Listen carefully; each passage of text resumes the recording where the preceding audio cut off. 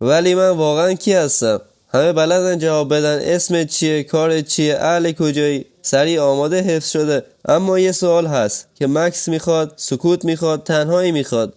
وقتی هیچ کدوم از اینها نباشه تو کی هستی؟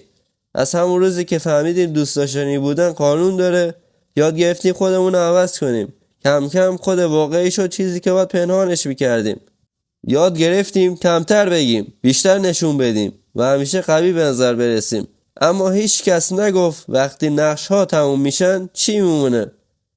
من کیم؟ من همونی که همیشه حالم خوبه میگه، یا همونی که شبها قبل خواب با فکراش میجنگه؟ من همون چیزم که به بقیه نشون دادم، یا همون چیزم که حتی از خودم پنهون کردم؟ ما با مقایسه بزرگ شدیم، با عدد، با لایک، با تایید. هرچی بیشتر دیده شدیم کمتر خودمون بودیم. و یه جای تو این مسیر بی صدا از خودمون پرسیدیم نکنه من فقط جمع انتظارهای بقیه‌ام؟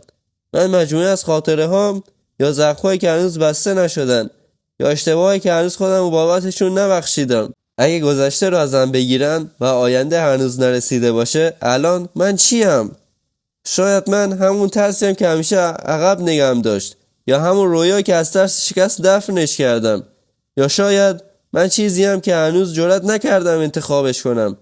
اگر همه چیز رو ازم بگیرن، اسم، عنوان، نقش، توقع، و من فقط با خودم تنها بمونم، چی باقی میمونه؟ شاید فقط آگاهی، این من ساکتی که نگام میکنه، قضاوت نمیکنه، فرار نمیکنه و حضور داره. شاید من نه داستانی که تعریف میکنم، نه تصویرم که ساختم، بلکه همون کسی که پشت همه اینا داره تماشا میکنه. شاید من نه گذشتم، نه آیندم، بلکه همین لحظه‌ام که جرأت کرد این سوالو بپرسه. من همیشه دنبال جواب بودم، تعریف، برچسب، قطعیت. اما هرچی جلوتر اومدم بیشتر فهمیدم شاید جواب قرار نیست منو آروم کنه. شاید سوال قرار منو بیدار نگه داره. شاید این ویدیو قرار نبود بهت جواب بده. شاید قرار بود یه سوال تو ذهنت جا بذاره. اگه امشب قبل خواب همون سوال برگشت، فرار نکن، چون شاید اون صدا خود توی که بالاخره میخواد شنیده بشه.